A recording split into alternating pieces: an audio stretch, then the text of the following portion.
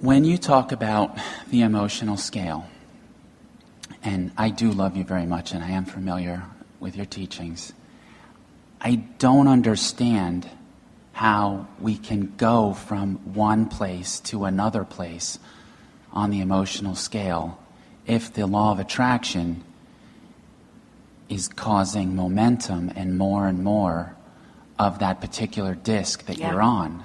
Yeah, we know. And it happens and yet you do, to me and yet you know that you do because your emotions move around. So you know that you must have some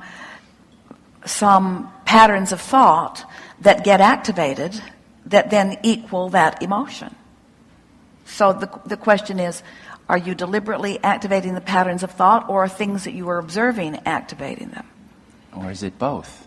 Both. And how much disc moving are you really doing? Here, consider this. You're going to like this. So, do we agree that the non-physical part of you is in a very high-flying, by all physical standards, pure positive energy vibration? And do we agree that when you line up with that, you feel really good? For whatever period of time you're lined up with it, your emotions feel good to you. That the positive emotion is the indicator of that resonance.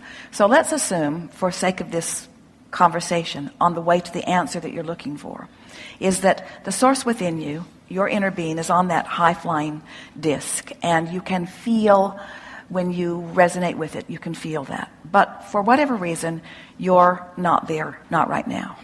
Doesn't matter what the reason is, you're not there, not right now. But Source never lets up. Source never joins you on a lower disc. Others do, but Source never does. Your inner being never joins you on a lower disc. So it's a steady, steady, steady, steady, steady calling of you upward. A steady calling of you upward. A steady calling of you upward. Steadily calling you upward. Steadily calling you upward. And unless you've got strong momentum that is preventing you from moving upward, you will. So when you slumber, you're called upward. Now, as soon as you regain consciousness, you may pick up where you left off yesterday, and your dominant belief and negative momentum may bring you back there. But just stay with the idea that that higher vibration is steadily calling you upward. And if it weren't for that thing you keep doing that holds you out of that vibration, you'd move upward. So the more distracted you are, the more you move upward. When you fall in love, you move upward. When you get fixated on something that is of a positive nature, you move upward.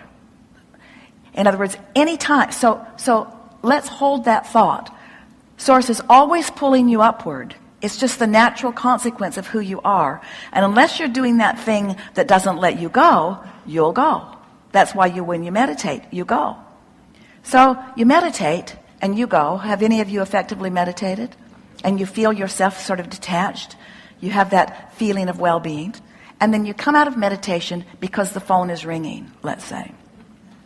And the conversation is about something that you've had a conversation about before. So did you maintain that momentum, or did your attention to the other subject cause you to do that thing that you do that held you out of it?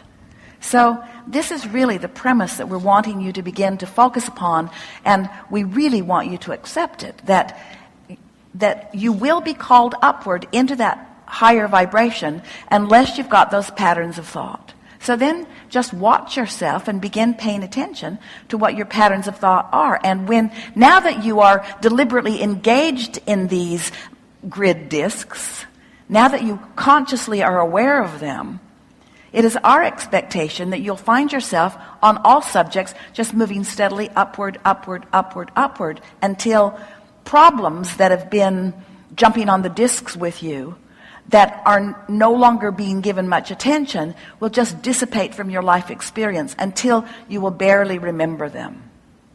Have you ever had an experience that was a pretty negative experience that you used to talk about quite a bit, but you've stopped talking about it? And then every now and again, someone will trigger it, and you'll say, oh, I haven't thought about that in a long time. Well, the reason you haven't thought about it in a long time is because you have not been in the vibrational vicinity of it, you see. Helpful? Awesome. It is. Thank you. Yes. Yes. Now what?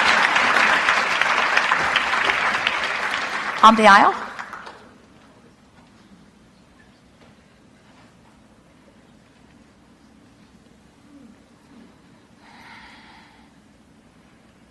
So 3 things that you want to remember: momentum, realization, and